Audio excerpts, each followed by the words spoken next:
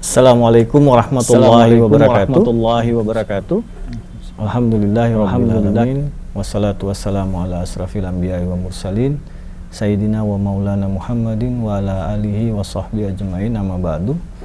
Alhamdulillah, puji syukur kita panjatkan kehadirat Allah subhanahu wa ta'ala, karena di hari ini, di hari ke-7 di bulan Muharram 1443 Hijriah, kita masih diberikan kesempatan oleh Allah subhanahu wa ta'ala, tepat di hari Jumat, diberikan waktu untuk bersama kita mengikuti pengajian ataupun kajian online dari Majelis Ta'lim Al-Muq.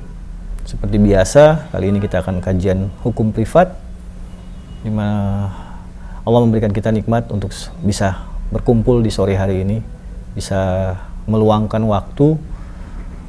Kita masih diberikan kesempatan, nikmat sehat, nikmat umur, walaupun dalam cuaca yang kurang mendukung, tapi kita masih bisa hadir bersama-sama di sore hari ini. Semua itu karena izin dan rahmat Allah subhanahu wa ta'ala. Salawat dan salam kita panjatkan kehadiran junjungan kita Nabi besar Muhammad sallallahu alaihi wasallam. Insyaallah kita akan menjadi pengikut-pengikutnya mulai dari saat ini hingga nanti kita bersama-sama dengan beliau di yaumil mahsyar nanti. Kita akan menjadi pengikut-pengikut setianya yang menjalankan semua yang diajarkan, semua yang sudah selama ini kita dapatkan untuk menjadi bekal kita kelak di yaumil mahsyar, insyaallah. Bapak Ibu jamaah Majelis Ta'lim Al-Muq yang dirahmati Allah, sebelumnya saya ingin menyapa buat teman-teman dari Bank BRI. Wah, kali ini BRI, kalau sudah ada Bapak Ical berarti BRI lengkap hadir. Kalau Pak Icalnya nggak ada, nggak lengkap kayaknya yang hadir. Assalamualaikum Pak Ical. Juga buat teman-teman BRI yang lain. Terus juga buat teman-teman di Bank Penin, ada Pak Saman. Juga teman-teman dari Bank Mandiri, Pak Amir dari Muamalat. Wah, kalau Pak Amir nih termasuk yang paling setia, walaupun di Surabaya tapi masih tetap mengikuti kegiatan Al-Mulk. Juga Pak Fitri dari BCA, walaupun sudah tidak di BCA tapi masih bersua bersama kami. Juga ada sahibul baik kita, Ustadz Taufik Ismail. Assalamualaikum Ustadz. Ya, alhamdulillah sudah mau berkumpul bersama-sama dengan kami di sore hari ini. Jadi Bapak Ibu jamaah, tema kita di sore hari ini masih melanjutkan apa yang sudah pernah kita bahas di saat kita hybrid kemarin di kantor OJK bersama Ustadz Hussein. Saat itu kita membahas tentang apa itu talak. Nah, kelanjutannya adalah kita membahas, ini kalau bagi orang awam mungkin agak sedikit bingung ini. Apa itu sebenarnya khulu? Apakah dia itu sama dengan talak? Ataukah dia ada perbedaannya dengan talak? Nah, dalam hukum Islam sendiri perbandingan antara talak dan khulu seperti apa Ustaz? Nah, sore hari ini masih bersama Ustadz Hussein Abdul Aziz Arbi, kita akan menjelaskan sejauh mana sih pemahaman khulu dalam agama Islam, dan dengan talak ketika disandingkan apakah kedudukannya sama ataukah posisinya berbeda perbandingannya. Silakan Ustaz. Bismillahirrahmanirrahim. Assalamualaikum warahmatullahi wabarakatuh. Alhamdulillah nahmaduhu wa nasta'inuhu wa nastaghfiruhu wa nastahdihi wa natubu ilayh wa na'udzu billahi min shururi anfusina wa min sayyiati a'malina may yahdihillahu fala mudilla lahu wa may yudlil fala hadiya lahu. Asyhadu an la ilaha illallah wa asyhadu anna Muhammadan 'abduhu wa rasuluh. Allahumma shalli wa sallim wa barik wa ni'im ala sayyidina Muhammad wa ala alihi wa ashabihi wa man tabi'ahum bi ihsan ila yaumiddin. Allahumma 'allimna bima yanfa'una wanfa'na bima 'allamtana warzuqna 'ilman nafi'a. Allahumma la sahla illa ma ja'altahu sahla wa anta taj'alul hazna was-sa'ba idza syi'ta sahla. Rabbi shrah li sadri wa yassir li amri wahlul 'uqdatam min lisani yafqahu qawli. Amma ba'd. Teman-teman yang dirahmati oleh Allah Subhanahu wa taala, alhamdulillah kita kembali dipertemukan di dalam majlis ini, majlis Ta'lim Al-Mulk. Mudah-mudahan Allah Subhanahu wa taala senantiasa memberikan keistiqamahan, kesehatan kepada kita semua. Salawat serta salam tak lupa kita curahkan kepada Nabi besar Muhammad sallallahu alaihi wasallam, kepada para keluarga, para sahabat, tabi'in, tabi'ut tabi'in, serta kepada para pengikutnya yang senantiasa mencoba untuk mengamalkan sunnahnya hingga akhir kiamat nanti. Menarik ya Bang Fadli. Ya. Tema kita pada sore kali ini yaitu berkaitan dengan khulu'. Kalau pekan sebelumnya kita sempat bercerita untuk mengisahkan terkait dengan talak, maka pada sore hari ini ada sebuah materi yang masih ada kaitannya juga dengan talak, tapi dia berbeda. Kalau seandainya talak itu berada di pihak laki-laki, maka khulu' itu berada di pihak wanita. Nah, ketika Allah Subhanahu wa taala memerintahkan kepada kita untuk melangsungkan akad pernikahan misalnya, maka ada beberapa kriteria yang Allah Subhanahu wa taala sebutkan di dalam Al-Qur'an ataupun beberapa kriteria yang disebutkan oleh Rasulullah SAW yang terdapat dalam hadis. Tentunya kriteria-kriteria seperti ini agar keluarga kita kelak menjadi keluarga yang mendapatkan predikat sakinah mawaddah warahmah, kan? Karena tidak seluruh keluarga itu bisa mendapatkan predikat seperti ini. Apa sih arti sakinah? Mungkin pernah dibahas waktu pertemuan-pertemuan sebelumnya. Yang bila dikata sakana yaskun, yang artinya tinggal, karena ketika kita tinggal bersama dengan pasangan kita, kita akan mendapatkan kenyamanan, ketenangan, ketentraman. Itu yang dimaksudkan dengan sakinah. Baik. Di dalam Al-Quran, Allah Subhanahu wa ta'ala hanya memberikan gelar uswatun hasanah hanya kepada dua nabi saja. Yaitu yang pertama adalah Nabiullah Muhammad sallallahu alaihi wasallam, nabi kita tercinta. Yang kedua adalah Nabi Ibrahim alaihissalam. Kenapa sih hanya mereka berdua yang mendapatkan gelar uswatun hasanah? Ternyata ada sebuah makna yang tersirat. Bukan berarti nabi-nabi yang lain tidak kita jadikan sebagai contoh, tidak. Tapi yang namanya predikat gelar uswatun hasanah itu otomatis segala hal yang dilakukan oleh beliau ya, itu sudah mencakup berbagai macam aspek kehidupan yang bisa kita jadikan sebagai panutan kita. Hal apapun yang dilakukan oleh Nabi. Contoh misalnya Nabi Nuh alaihissalam, ketika ia menikah, memiliki anak, ya, memiliki keluarga pada saat itu, Nabi Nuh alaihissalam tidak berhasil membimbing istrinya. Bahkan istrinya menjadi salah satu orang yang paling menentang dakwahnya Nabi Nuh alaihissalam. Dan juga ada salah seorang anak yang pada saat itu akhirnya mereka berdua kan dimasukkan oleh Allah ke dalam neraka jahanam. Nabi Lut pun demikian. Nabi Isa alaihissalam misalnya, nabi yang istimewa. Tapi kenapa beliau tidak mendapatkan predikat uswatun hasanah? Karena Nabi Isa tidak sempat menikah. Ketika diangkat oleh Allah Subhanahu wa taala ke langit sana ketika hendak akan disalib, ternyata kondisi beliau pada saat itu belum melangsungkan akad pernikahan. Ketika beliau belum pernah melangsungkan akad pernikahan, lantas bagaimana bagi umatnya menjadikan beliau sebagai panutan? Bagaimana kehidupan setelah pernikahan, bagaimana mendidik pasangannya, bagaimana mendidik anak-anaknya, kan ini tidak dijelaskan karena memang Nabi Isa alaihissalam tidak melakukan pernikahan, sedangkan Rasulullah alaihissalam dan juga Nabi Ibrahim, mereka berdua merupakan nabi yang berhasil mendidik, berhasil mengkader, berhasil memberikan pendidikan terbaik kepada istrinya pada saat itu, hingga akhirnya muncullah keluarga yang sakinah mawaddah warahmah. Lahirlah keturunan-keturunan yang senantiasa memperjuangkan agama Allah Subhanahu wa taala. Ketika kita melangsungkan pernikahan, bukan berarti tidak ada problematika yang terdapat di dalam rumah tangga. Pasti namanya pernikahan, ini siapa sih nikah nggak ada masalah. Malah ketika kita melakukan pernikahan, justru pada saat itu akan banyak sekali permasalahan yang muncul. Menyatukan dua karakter yang berbeda kan sulit ya. Baru nikah tiba-tiba baru ketahuan nih jeleknya. Ya Allah, ternyata istri saya ketika tidur ngiler. Ya Allah, ternyata dia sifatnya begini, ternyata cerewet, yang satu pelit, yang ya pasti hal apapun akan menjadi sebuah permasalahan kalau seandainya tidak dihadapi dengan bijak. Apalagi kalau pengantin baru misalnya, itu kan sulit sekali memahami karakter yang berbeda. Maka hadirlah agama Islam pada saat itu memberikan solusi-solusi kepada kita. Bagaimana sih interaksi yang baik dengan pasangan? Bagaimana sih ketika pasangan itu meminta demikian, apakah kita senantiasa memberi atau bagaimana? Apa sih hak-hak mereka atau pasangan kita yang harus kita berikan? Dan apa sih kewajiban kita yang harus kita tunaikan? Baik. Ketika terdapat permasalahan problematika dalam rumah tangga misalnya, mungkin saja talak atau perceraian itu merupakan sebuah solusi. Karena mungkin tidak mendapatkan jalan keluar, titik temu misalnya. Khawatir kalau seandainya mereka tetap langsung kena akad pernikahan, hak-hak Allah Subhanahu wa taala tidak akan bisa mereka laksanakan dengan baik. Ada hak yang tidak tersampaikan, ada orang yang dizalimi, pasangan, anak, segala macam. Maka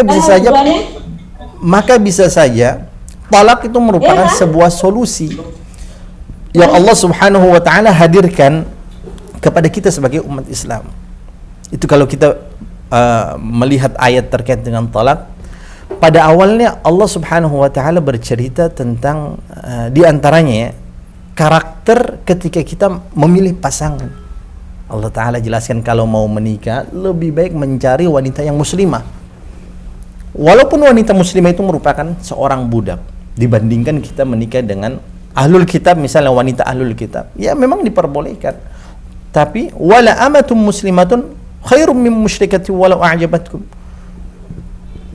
Walaupun wanita muslimah itu merupakan seorang budak, tapi dia jauh lebih istimewa di sisi Allah Subhanahu wa taala dibandingkan wanita merdeka tapi dia bukan muslimah. Kemudian Allah taala membahas terkait dengan mahid. Apa itu mahid? Ya haid.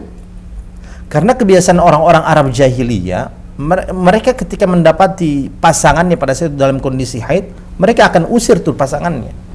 Dari dalam rumah diusir. Kenapa? Ya katanya jorok, najis, kotor. Tidak boleh berada dalam rumah. Itu kebiasaan orang-orang Arab jahiliyah. Makanya syariat Islam, ketika pasangan kita haid tidak boleh diusir. Ya, memang dia tidak berada di dalam kondisi suci, iya. Tapi kita tidak boleh memperlakukan mereka seperti itu sebagaimana yang dilakukan oleh orang-orang Arab jahiliyah. Tapi tetap tinggal dalam rumah, tetap kita berikan nafkah, tetap kita berikan tempat tinggal, berikan hal-hal yang baik. Hanya saja dia memiliki keterbatasan untuk tidak bisa melakukan hal-hal yang selama ini diwajibkan kepada seorang muslim. Misalnya ketika berada dalam kondisi suci dia tidak bisa sholat, tidak. Nah, itu dijelaskan oleh Allah. Baik. Berikutnya Allah Ta'ala menjelaskan kepada kita terkait dengan talak ya. Maka pada beberapa lanjutan ayat berikutnya Allah Ta'ala jelaskan at-talaqu marratan, sudah kita bahas ya. Ketika kita menggunakan kesempatan itu, kita hanya bisa melakukan 2 kali saja kalau mau rujuk. Kalau sudah 3 kali namanya talak bain, tidak bisa lagi kembali. Itu sudah kita bahas pada pekan sebelumnya, pada pertemuan sebelumnya, afwan. Baik.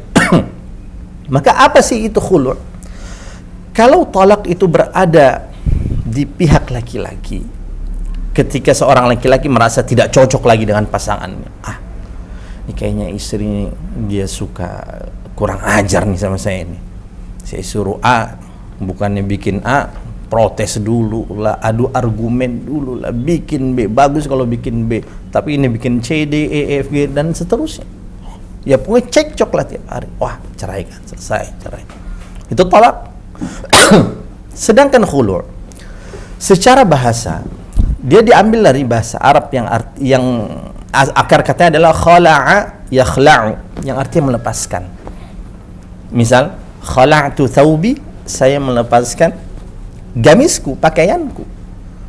Khala'tu na'li, saya melepaskan sendalku.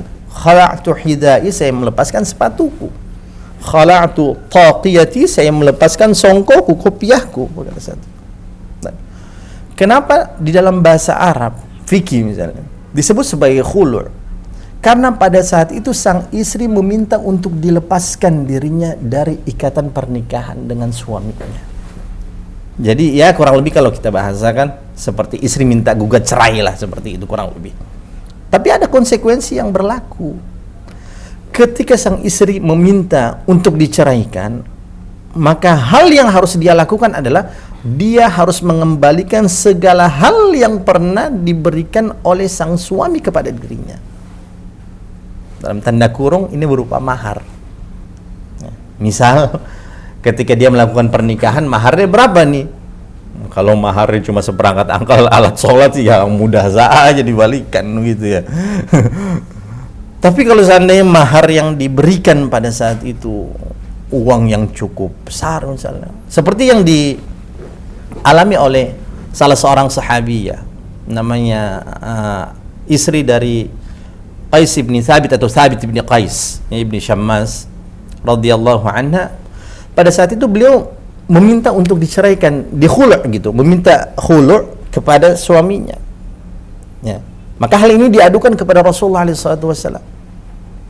Yang beliau katakan adalah, yang istri dari sahabat tersebut katakan adalah, suamiku dia bukan seorang yang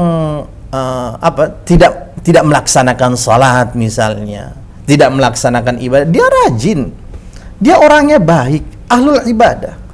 Hanya saya ketika berinteraksi dengan saya pada saat itu, saya kurang mendapatkan merasa kurang mendapatkan hak yang seharusnya saya dapatkan, maka saya ingin minta diceraikan. Nah, maka dikatakan oleh Rasulullah, ataruddina hadiqatahu, apakah engkau mau mengembalikan sebidang tanah yang menjadi mahar pada saat itu?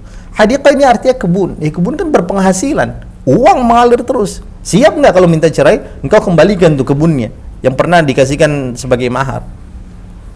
Maka yang dikatakan oleh sahabiah tersebut, qala na'am, ya saya siap. Saya siap kembalikan hal itu. Jadi kalau mahar kita kecil misalnya, ya mudah saja bagi istri kita untuk mengembalikan seperangkat alat sholatnya ini atau bacaan surah misalnya surah tertentu, ya mudah saja kan. Tapi kalau seandainya mahar tersebut itu besar misalnya, contoh kalau orang-orang Arab nikah, Arab Saudi, itu kan maharnya luar biasa mahalnya. Mahar segala macam. Nah, itu harus dikembalikan. Kalau seandainya mahal, pikir-pikir juga tuh isi, yo ini duit dari mana ini untuk ngembaliinnya. Jadi hal itu yang pernah terjadi di zaman Rasulullah SAW. Maka kalau kita melihat ayat yang telah digarisbawahi oleh Allah Subhanahu wa taala, yang telah difirmankan olehnya, at-talaqu marratan, talak itu 2 kali. Fa imsakum bima'rufin aw tasrihun bi ihsan. Kalau engkau menceraikan pasanganmu, ya, engkau diberikan 2 pilihan. Imsakum bima'ruf artinya engkau tetap mempertahankan keluarga itu. Aw tasrihun bi ihsan, atau engkau lepaskan secara baik-baik. Itu kalau kita ceraikan. Dan Allah Ta'ala melanjutkan ayatnya, itu menjelaskan kepada kita hal yang berkaitan dengan khulu'. Itu apa?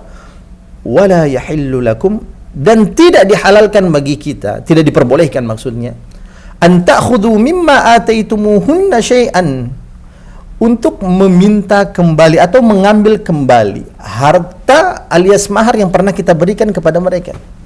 Wala yahillu lakum an ta'khudhu mimma ataitumuhunna syai'an, sedikit pun tidak boleh kita ambil, illa ay yakhafa, kecuali ketika mereka atau kalian berdua itu takut alla yuqima hududallah, ketika kewajiban yang harusnya kita tunaikan, kita kerjakan, ya, agar syariat Islam ini senantiasa kita praktekkan, kita terapkan dalam keluarga kita, hak-hak Allah Subhanahu wa taala dan lainnya, itu bisa kita lakukan. Tapi ini karena khawatir kalau seandainya tidak bisa dilakukan, gimana?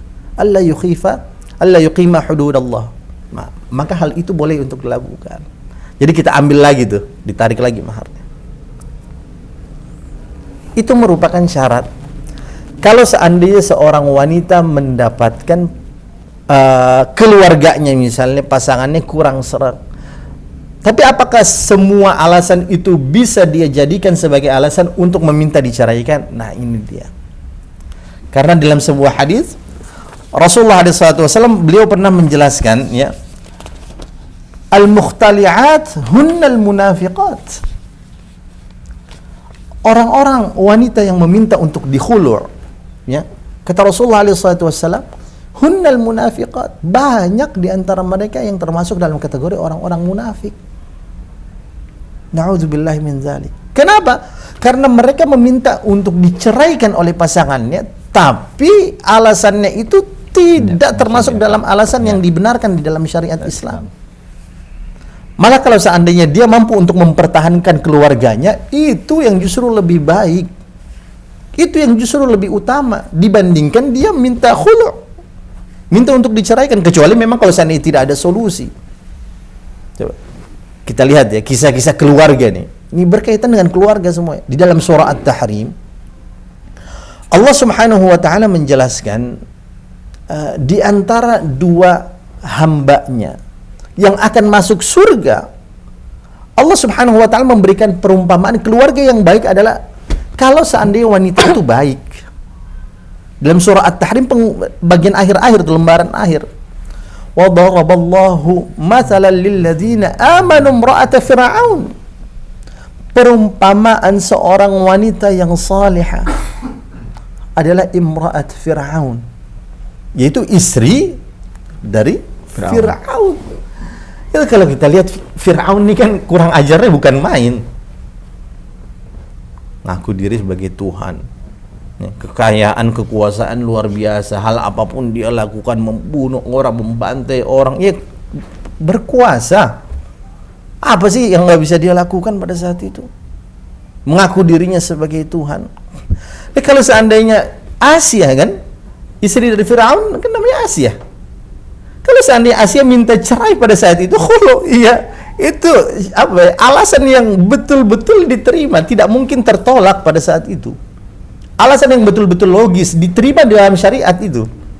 Ketika disampaikan kepada Allah alasan ini, pasti Allah Ta'ala akan menerimanya. Tapi apa yang dilakukan oleh imra'at Fir'aun, istri dari Fir'aun, Asia? Beliau lebih memilih untuk bersabar. Beliau lebih memilih untuk bersabar, mencoba untuk mendakwahi suaminya pada saat itu, walaupun pada akhirnya Allah Ta'ala menetapkan bahwasanya Fir'aun tidak diberikan hidayah. Tapi dia berusaha untuk bersabar, bertahan untuk memperjuangkan keluarga tersebut, walaupun hal terburuk yang akan dia dapatkan, dia tetap memilih untuk bersabar, mempertahankan keluarganya. Bahkan Asia, ia mencoba menjadikan keluarganya pada saat itu atau suaminya sebagai lahan dakwahnya, lahan agar dia bisa mendapatkan meraup pahala yang lebih banyak dibandingkan wanita-wanita lain. Hal itulah yang beliau lakukan, padahal alasannya sungguh sangat bisa diterima, ya. Tapi kalau sekarang kita lihat, mohon maaf beberapa wanita, ya, permasalahan sedikit saja yang seharusnya kalau diselesaikan dengan kepala yang dingin ya bisa-bisa saja. Tapi tiba-tiba dia lari apa segala macam minta cerai, padahal alasannya, ya Allah. Lantas bagaimana posisi kita ya kalau dibandingkan dengan wanita salihah yang dijanjikan akan masuk surga oleh Allah Subhanahu wa taala, itu Asia radhiyallahu anha, Asia, istri dari Fir'aun.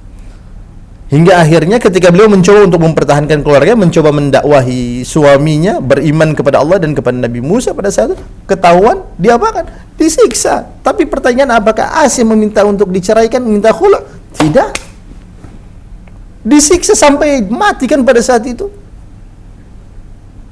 Pernah disiksa, diikat tangannya, ditarik dengan kuda, ditindih dengan batu, dilempar dengan batu, hingga akhirnya ketika Allah Ta'ala memperlihatkan kepada beliau malaikat maut akan menjemput, beliau pada saat itu langsung sadar bahwasanya kenikmatan yang selama ini beliau dapatkan, kerajaan yang sungguh sangat mewah, tempat tinggal, kasur, segala makanan, itu tidak ada arti apa-apanya. Dan yang dikatakan oleh beliau, idh qalat rabbi ibni li 'indaka baitan fil jannah, malaikat maut datang, sudah lihat pada saat itu, doa tiba-tiba. Kita ketika malaikat maut datang, ya Allah, kita tidak tahu bisa mengucapkan hal itu atau tidak. Bahkan mungkin saya tidak bisa mengatakan hal apa-apa. Bahkan mungkin untuk mengucapkan dua kalimat syahadat saya atau kalimat tauhid la ilaha illallah sulit bagi kita ketika berada di sakaratul maut. Tapi pada saat itu sempat-sempatnya Asia berdoa kepada Allah. Idh qalat rabbi ibni li 'indaka baitan fil jannah. Ya Allah, bangunkanlah untukku rumah di surga, di sisimu ya Allah, di sampingmu. Idh qalat rabbi ibni li 'indaka baitan fil jannah. Di surga, minta dibangunkan rumah di surga. Sekarang kita kan memikir rumah di dunia. Yang belum punya rumah memikirkan punya rumah dunia. Kita kerja keras, banting tulang, peras keringat, segala macam hal kita lakukan yang sifatnya sementara. Ketika kita meninggal dunia, ya ditinggalkan hal itu semua. Tidak ada namanya orang meninggal dikuburkan dalam rumah itu, atau dia tidak dikuburkan tetap tinggal dalam rumah, kan tidak ada. Asia memikirkan permasalahan akhirat. Jadi kalau seorang wanita pada saat itu mendapati istrinya, suaminya tidak memberikan hak yang seharusnya dia dapatkan, tidak menunaikan kewajibannya, kalau seandainya dia bisa memilih untuk bersabar dan mencoba untuk menjadikan hal tersebut sebagai ladang dakwah, ladang pahala yang akan dia dapatkan, pahalanya sungguh sangat luar biasa. Bahkan mungkin saja dia akan menjadi penerus dari Asia. Sedangkan wanita satu lagi siapa yang disebutkan oleh Allah? Wa Maryam ibnata Imran allati ahsanat farjaha. Itu Siti Maryam yang menjaga kehormatannya, menjaga kesuciannya. Lagi-lagi Allah Subhanahu wa taala ketika berbicara tentang keluarga, Allah taala mengumpamakan, mengibaratkan dengan seorang wanita. Kenapa sih? Ya, karena ketika pasangan seorang ibu, seorang istri itu merupakan istri yang salihah, urusan dunia dan akhirat aman, selesai. Tapi kalau seandainya ketika memilih pasangannya saja sudah salah, maka jangan harap sakinah, mawaddah, warahmah itu akan hadir di tengah-tengah kita. Baik. Berikutnya ada beberapa permasalahan yang berkaitan dengan khulu'. Pertanyaannya, apakah khulu' itu sama dengan talak? Jawabannya adalah berbeda. Ya. Menurut pendapat kebanyakan ulama, ada perbedaan atau berbeda antara khulu' dengan talak. Contoh diantaranya, kalau talak tentunya ada masa iddah. Ya. Dan masa iddahnya itu salasata quru, 3 kali suci. Ya. Haid suci, haid suci, haid suci. Ya, itu selesai. Dan bisa rujuk selagi masa iddahnya belum selesai. Nah, sedangkan khulu' itu menurut jumhurul ulama atau mayoritas kebanyakan para ulama, dia itu bukan termasuk dalam kategori talak. Tapi dia termasuk dalam kategori fasakh, alias pembatalan pernikahan begitu. Pertanyaannya, apakah terdapat masa iddah? Jawabannya adalah ya. Tapi kalau talak itu masa iddahnya salasata quru, sedangkan khulu' masa iddahnya adalah haidah wahidah.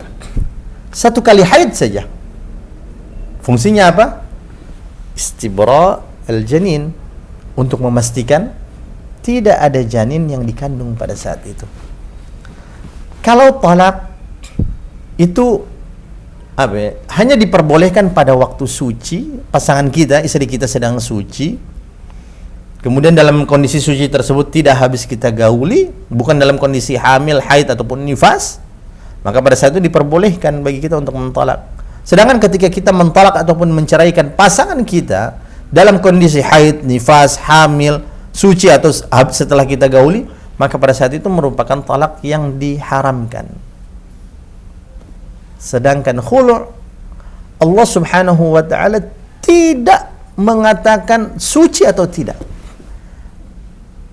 Allah taala tidak menjelaskan suci ataupun tidak. Sehingga untuk permasalahan khulu', baik pada saat itu dia diceraikan dalam kondisi suci ataupun dalam kondisi haid, maka khulu'nya akan tetap jatuh. Keputusannya akan tetap jatuh. Berikutnya, bagaimana sirah? Apa sirah ini? Ucapan khulu'. Maka di sini dijelaskan khulu' itu memiliki lafaz yang sudah ditetapkan. Itu apa? Khala'tuki. Saya mengkhulu'mu, artinya saya beta khulu'usi. Saya khulu', engkau cuma kayak jarang nih. Yeah. Dengan apa? Dengan misal dia mas kawinnya 1 juta rupiah dengan 1 juta rupiah. Disebutkan pada saat itu. Maka ketika sang istri mengatakan qabiltu, saya terima, maka wajib bagi sang istri mengembalikan kembali mahar. Maka pada saat itu sudah jatuh khulu'nya. Jatuh talak ya, itu khulu' ya. Jatuh khulu'nya. Baik. Contoh lagi. Ada beberapa permasalahan contoh. Ini saya merujuk kepada kitab fikih sunnah ya. Walaupun di dalamnya disebutkan beberapa pendapat, tapi saya mengambil hal yang jumhur saja, pendapat yang lebih kuat. Baik. Alfazul khulu' di sini disebutkan. Lafaz khulu'. Kalau seandainya lafaz yang digunakan itu bukan lafaz khulu', tapi lafaz yang lainnya misalnya, cerai misalnya, maka itu jatuhnya bukan khulu'. Tapi jatuhnya tetap talak, cerai alias talak. Itu pendapat yang lebih kuat. Karena khulu' memiliki lafaz yang sudah ditetapkan. Ya. Kalau seandainya dia menggunakan lafaz cerai atau talak dengan dia membayar apa, itu jatuhnya bukan khulu' menurut pendapat yang lebih kuat. Baik. Kullu ma jaza ay yakuna mahran jaza ay yakuna 'iwadan fil khulu'. Setiap hal yang dijadikan sebagai mahar, maka hal itu boleh dijadikan untuk harta ganti yang dibayar oleh istri kepada sang suami. Dan ada satu permasalahan, diharamkan bagi kita seorang suami untuk apa ya? Mencari keuntungan. Mengkasari pasangan kita supaya dia minta cerai begitu, minta khulu'. Kan ini ada juga nih suami yang model-model begini. Duit udah nggak ada nih. Kemarin pas kasih mahar lumayan gede nih. Udahlah, kita isengin aja istri kita nih. Akhirnya dipukul lah, disakiti lah, apa? Supaya apa? Tujuannya supaya dia minta cerai kepada kita, alias minta khulu', minta dikhulu'. Nah, kalau dikhulu' kan dikembalikan tuh maharnya. Maka kasus seperti ini dijelaskan dalam kitab fikih sunnah itu tidak diperbolehkan. Ya. Baik. Bolehkah bagi seorang suami ketika istri mengembalikan harta yang pernah ia berikan alias mahar yang dia berikan, bahkan ditambahkan lebih dari itu, misalnya maharnya 10 juta, malah dikasih 11 juta, 12 juta, boleh nggak kita ambil? Pendapat yang lebih kuat adalah tidak diperbolehkan. Karena pada saat itu kita kasihnya 10 juta, misalnya ya ambil 10 juta, sedangkan lebihnya itu harus dikembalikan. Terjadi juga di zaman Rasulullah SAW dalam riwayat yang lain. Istri dari siapa namanya tadi?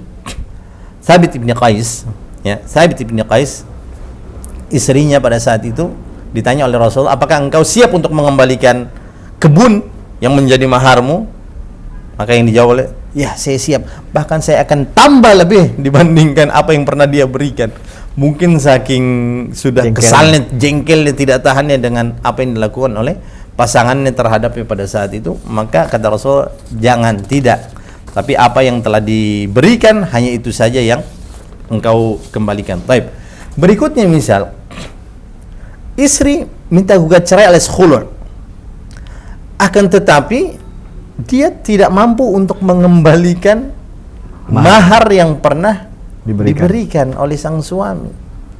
Maka bagaimana kisahnya, lanjutannya itu bagaimana, solusinya bagaimana? Bolehkah ada orang lain yang siap membayarkan hal itu? Maka jawabannya adalah boleh. Kalau seandainya ada orang lain yang siap menanggung untuk mengembalikan mahar yang pernah diberikan kepada wanita itu, maka hal tersebut itu diperbolehkan.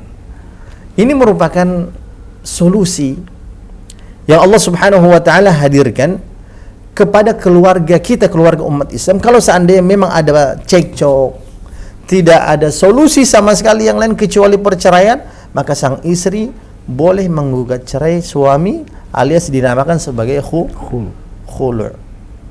Tapi ingat, alasannya itu harus bisa diterima di dalam syariat Islam. Jangan hanya karena kok saya nikah sama dia gara-gara kayaknya kurang ganteng loh. Emang sebelum nikah nggak dilihat dulu, nggak dipilih hanya karena permasalahan fisik saya, kecuali kalau seandainya dia ditipu gitu. Kalau seandainya ditipu, misal kan saling tukar foto atau fotonya ya Allah putihnya mulus, dia nggak tahu pakai filter. Begitu ketemuan, nah itu kan ada unsur gharar begitu, penipuan. Maka mungkin bisa saja pada saat itu. Tapi kalau seandainya tidak diberikan nafkah, hilang nih suami, bulanan bahkan mungkin tahunan tidak memberikan nafkah, boleh atau tidak? Boleh bagi istri menggugat suaminya pada saat itu di pengadilan. Dan ketika sudah dijatuhkan hukuman oleh sang hakim pada saat itu untuk menghulu, maka wajib hukumnya bagi suami untuk menghulu istrinya. Misal dia nyesel nih, tapi keputusan sudah menyebutkan bahwa suami harus menghulu karena sikap yang telah dia lakukan kepada pasangannya, maka wajib pada saat itu sang suami menghulu, melepaskan istrinya. Dan ketika dia sudah menghulu pasangannya, maka tidak ada lagi yang namanya al-mirath, tidak mendapatkan warisan. Ya.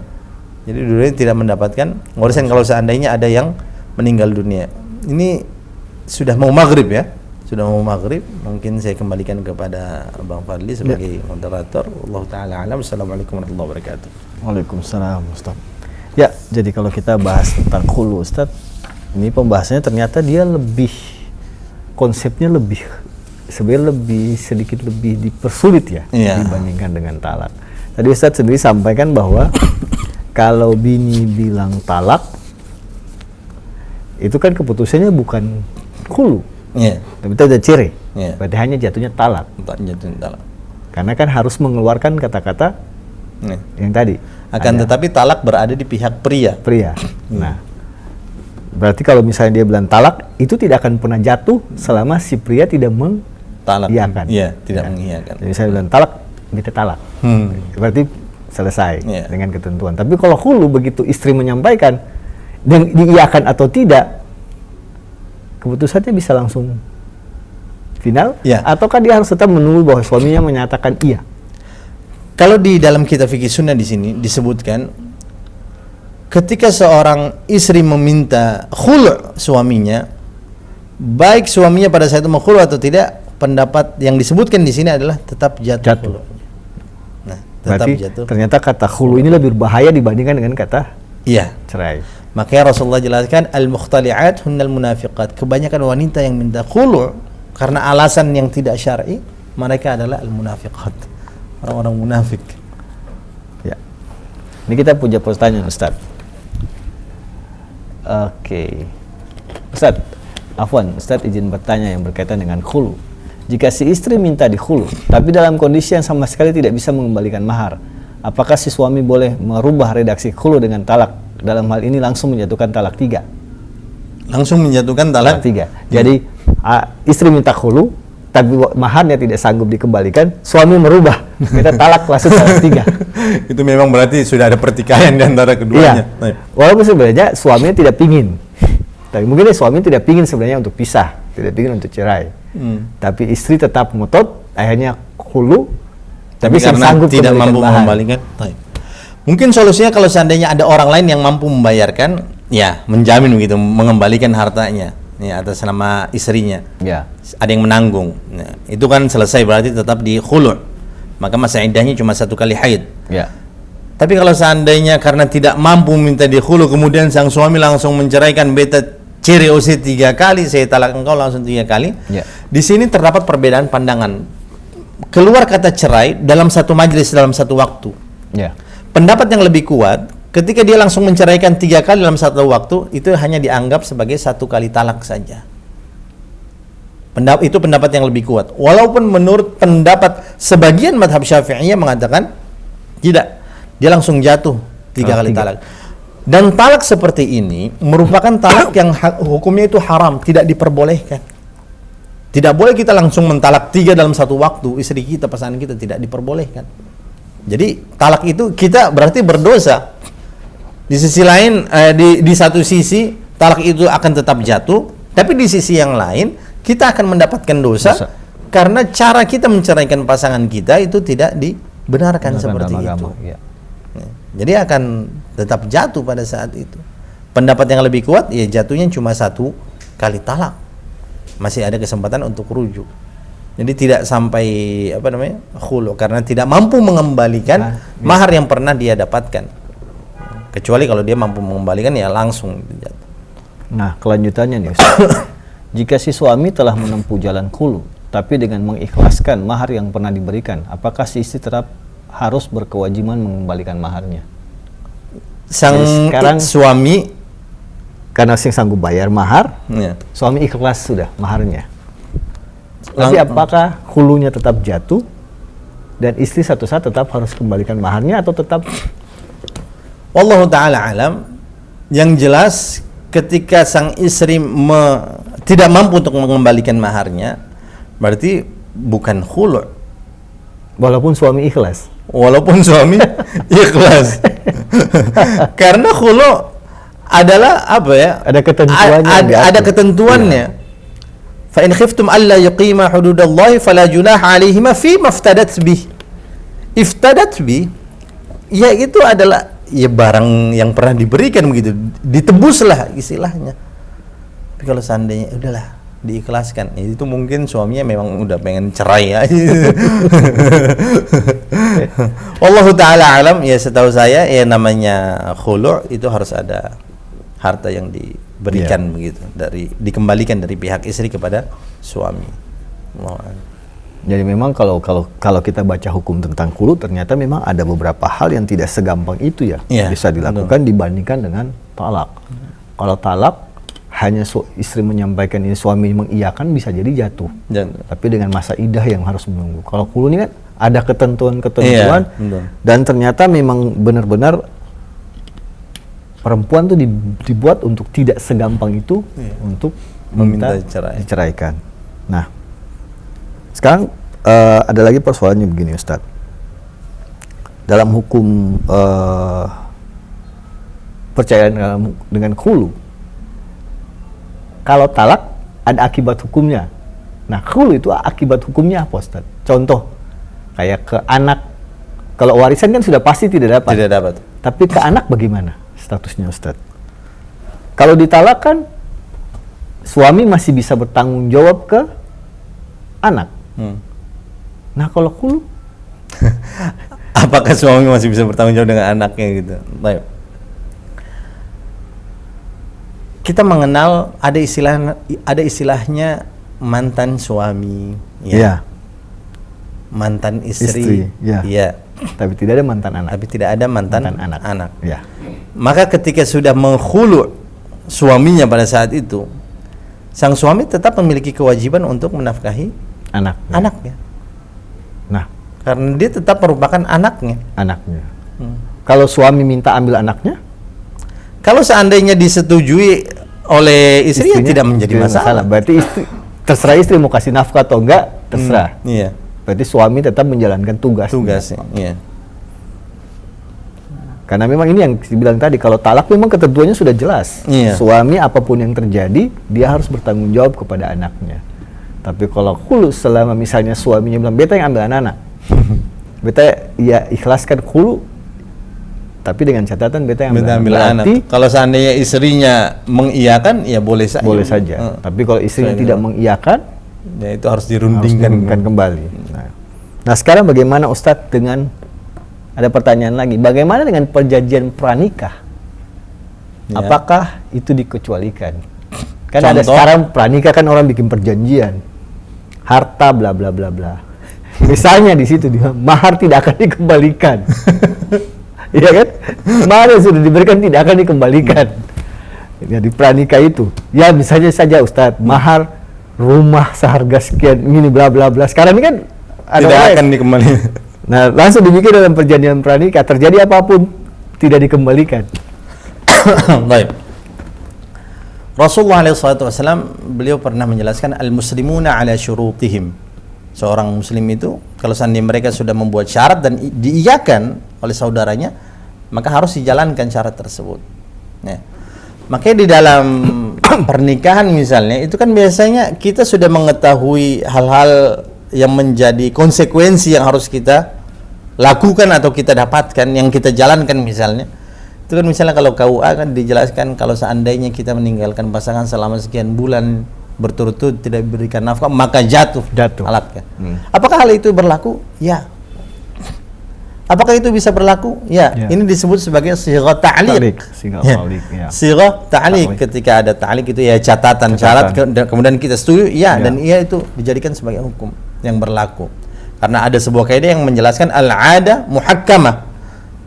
Kebiasaan yang menjadi adat istiadat budaya suatu penduduk misalnya suatu wilayah, kemudian kebiasaan tersebut tidak bertentangan dengan syariat, maka dia bisa ditetapkan menjadi sebuah hukum yang berlaku. Ya. Al-'ada muhakkamah. Baik. Lantas ketika dia mensyaratkan mahar tidak bisa dikembalikan kalau seandainya cerai apa segala macam, ya berarti jangan melakukan khulu'. Ya. Ya.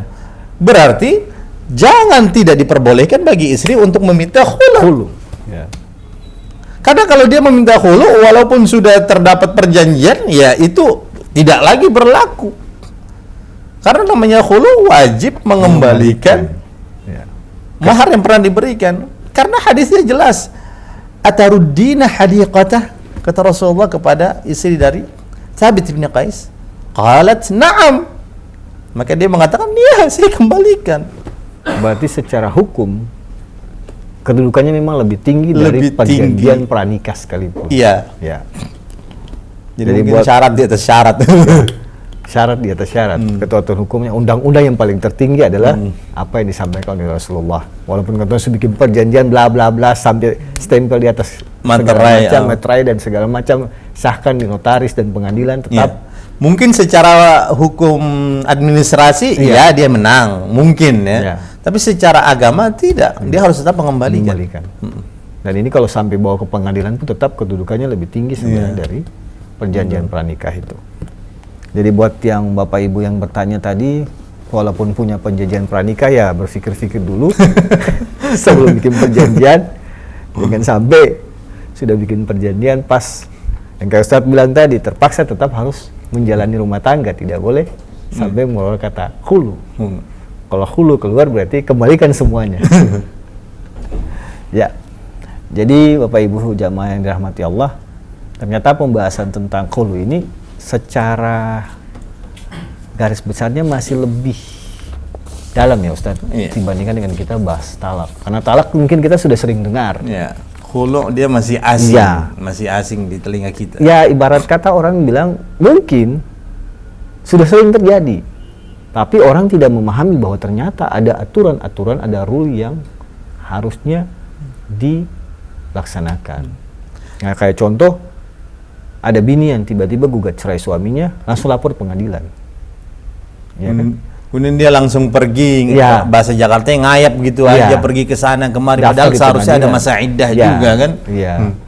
Nah, yang dia pikirkan kita minta cerai, urus di pengadilan. Nah itu kita sebenarnya nggak tahu itu sebenarnya jatuhnya apa. Iya kan? Kalau misalnya waktu itu pengadilan menyatakan ini khulu, ya jelas mesti kembalikan. Kalau pengadilan bilang tanya suaminya mau cerai sih. Ya biasanya kalau permasalahan seperti itu akan dilakukan mediasi terlebih dahulu. Iya. Biasanya pengadilan akan memerintahkan kepada istri untuk mediasi, diberikan waktu segala macam. Nanti kan ada mediasi satu, dua segala 3. macam. Iya. Tidak akan mudah bagi pengadilan seorang hakim untuk memutuskan ya di khulu, tidak. Iya. Cerai pun demikian. Cerai pun ya. Makanya ini yang kita jelaskan tadi bahwa bab talak dan seterusnya ini memang adalah bab yang luar biasa panjang. Banyak hal yang sebenarnya kita baru mendapatkan penjelasannya di sini. Bahwa ada hak dari seorang suami, ternyata hak istri juga ada. Namun hak istri ini sedikit dibuat lebih ibarat kata dikasih sulit. Tidak semudah dibandingkan dengan ketika suami. Karena mungkin yang seperti Ustadz jelaskan, suami masih rasional dalam menggunakan kata itu. Selalu ada berpikir bahwa ini begini dulu, ini begini dulu, ini begini dulu, ini begini dulu. Jadi jamaah yang dirahmati Allah, pembahasan kita masih akan terus berlanjut karena memang bab ini akan masih ada beberapa lagi. Tadi saya sempat dengar Ustadz sampaikan fasyak. Fasakh. Fasyak. ini juga kita belum tahu ini sebenarnya apa itu sebenarnya. Faskhun nikah, ya. Ya. Nah, juga banyak hal juga yang sebenarnya terjadi dalam kehidupan nyata, bahwa ada pernikahan yang dibuat dengan perjanjian dan segala macam. Seperti yang ditanyakan tadi, bahwa bagaimana dengan pranikah, ada perjanjian dan segala macam. Nah, ternyata di khulu juga harta yang diserahkan adalah hanya harta yang diserahkan pada saat mahar yang dikembalikan. Harta yang didapat bersama pada saat setelah perkawinan itu tidak perlu dikembalikan. Nah, ini juga yang kita harus sebenarnya memahami ke dalam situ, bahwa jangan sampai pada saat minta khulu, suami yang kayak tadi Ustadz bilang mau mencari keuntungan, semua yang kita kasih sih kasih pulang. Ya. Padahal kan ternyata dia ketentuannya hanya pada saat penyerahan mahar. Nah, sama juga dengan misalnya pada saat menikah khulu, ternyata warisan tidak didapatkan. Iya. Iya kan? Betul. Kalau talak masih ada ya Ustaz? Kalau talak sang istri juga tidak dapat Tidak wariskan. Ya, tapi anak dapat. Tapi kalau khulu tentunya tidak dapat. anak juga. Ya, karena dia faskhun nikah. Fasakh ini artinya Membatalkan. rusak. Oh. Berarti kalau misalnya memang khulu, berarti anak memang tidak mendapatkan hak apa-apa lagi dari ayahnya. Kecuali ayah yang minta untuk anaknya diserahkan, bahwa beta mau ambil supaya beta puan ini tetap dapat hak dari beta. Terserah dari ibunya mau ini atau enggak. Satu yang saya lupa untuk saya sampaikan, dalam sebuah hadis kurang lebih maknanya, ketika seorang wanita meminta untuk diceraikan alias khulu tanpa ada sebuah alasan yang bisa diterima, min ghairi ba'sin kata Rasulullah, maka yahrum 'alaiha raihatal jannah, diharamkan baginya untuk mencium aroma surga. Jangankan masuk, cium aromanya saja tidak diperbolehkan. Berarti kalau seandainya gerbang, kalau cium kan berarti depan pintu gerbang, cium aroma. Di depannya saya dilarang. Nggak boleh, diharamkan. Apalagi masuk ke dalamnya, ya tidak bisa. Ya. Allah misal. Ya, baiklah Bapak Ibu jamaah yang dirahmati Allah, kita sudah memasuki waktu maghrib. Insya Allah apa yang kita bahas di hari ini memang sih belum selesai sebenarnya. Saya lihat dari yang dipegang Ustadz juga belum selesai semuanya dibaca. Saya juga lihat di sini dari tadi ada beberapa hal yang sebenarnya masih kita harus bahas ke depan. Termasuk ternyata alasannya juga tidak boleh dibuat-buat. Ada alasan-alasan yang memang mengikat untuk seorang istri menyatakan khulu kepada suaminya. Baik jemaah, kita akan mengakhiri perjumpaan kita di sore hari ini. Sekali lagi terima kasih banyak untuk Bapak Ibu jemaah yang sudah bergabung di sore hari ini. Namun sebelumnya saya mengucapkan innalillahi wa inna ilaihi rajiun. Karena di sore hari ini kami mendapatkan kabar dari Pak Saman, salah satu jamaah kita dari BPR Modern, Bapak Ucu, meninggalkan kita di sore hari ini, wafat di sore hari ini. Untuk itu sebelum kita mengakhiri pengajian kita di sore hari ini, mari bersama-sama kita doakan semoga Allah memberikan tempat yang terbaik buat almarhum sesuai dengan amal ibadahnya, dan keluarga yang ditinggalkan dan tetap sabar, tabah menerima kondisi yang ada. Untuk itu mohon izin Ustadz untuk kita sama-sama mendoakan sekaligus menutup acara pengajian kita di sore hari ini. Silakan Ustadz. Tadi yang meninggal laki-laki perempuan? Laki-laki. Ya. Bismillahirrahmanirrahim. Alhamdulillah rabbil alamin. Allahumma salli wa sallim ala sayyidina Muhammad wa ala ali sayyidina Muhammad. Allahumma inna nas'aluka bi annana nashhadu annaka anta Allah la ilaha illa anta al-ahadus samad alladhi lam yalid wa lam yulad wa lam yakul lahu kufuwan ahad. اللهم لا تدع لنا في مقامنا هذا ذنبا إلا غفرته ولا عيبا إلا سترته ولا هما إلا فرجته ولا مريضا إلا شفيته ولا ضالا إلا هديته ولا عسيرا إلا يسرته ولا حاجة من حوائج الدنيا والآخرة هي لك رضا ولها فيها صلاح إلا قضيتها ويسرتها فيسر جميع أمورنا واختم بالصالحات أعمالنا اللهم احينا مسلمين وتوفنا مسلمين غير خزايا ولا مفتونين برحمتك يا ارحم الراحمين اللهم اغفر للمسلمين والمسلمات والمؤمنين والمؤمنات الأحياء منهم والأموات إنك سميع قريب مجيب الدعوات يا قاضي الحاجات. اللهم اشف مرضانا ومرضى المسلمين وارحم موتانا وموتى المسلمين. اللهم إنا نعوذ بك من الجنون والبرص والجذام ومن سيء الأسقام والآلام. اللهم اغفر له وارحمه وعافه واعف عنه وأكرم نزله ووسع مدخله واغسله بالماء والثلج والبرد ونقه من الخطايا كما ينقى الثوب الأبيض من الدنس وأبدله دارا خيرا من داره وأهلا خيرا من أهله وزوجا خيرا من زوجه وقه فتنة القبر وعذاب النار. اللهم إن كان مسيء فتجاوز عن سيئاته وإن كان محسن فزد من حسناته. اللهم اجعل قبره روضة من رياض الجنان ولا تجعل قبره حفرة من حفر النيران. اللهم احشره في الآخرة مع الأنبياء والمرسلين مع الشهداء والصالحين وحسن أولئك رفيقا. يا أيتها النفس المطمئنة ارجعي إلى ربك راضية مرضية فادخلي في عبادي وادخلي جنتي. ربنا آتنا في الدنيا حسنة وفي الآخرة حسنة وقنا عذاب النار. وصلى الله على سيدنا محمد النبي الأمي وعلى آله وصحبه وسلم. الحمد لله رب العالمين. Alhamdulillah. Sekali lagi kita sudah menyelesaikan kegiatan kita di sore hari ini. Kepada keluarga besar PT Bank Modern Express Maluku, sekali lagi kami dari pengurus Majelis Taklim mengucapkan innalillahi wa inna ilaihi rajiun untuk kepergian Bapak Ucu. Semoga Allah memberikan tempat yang terbaik buat beliau. Dan kita akhiri kegiatan pengajian kita di sore hari ini. Saya ucapkan terima kasih sekali lagi untuk kehadiran Bapak Ibu. Kita akan melaksanakan ibadah sholat maghrib untuk teman-teman yang saat ini berada di daerah Ambon karena sudah waktu maghrib. Wabillahi taufiq wal hidayah. Assalamualaikum warahmatullahi wabarakatuh. Waalaikumsalam.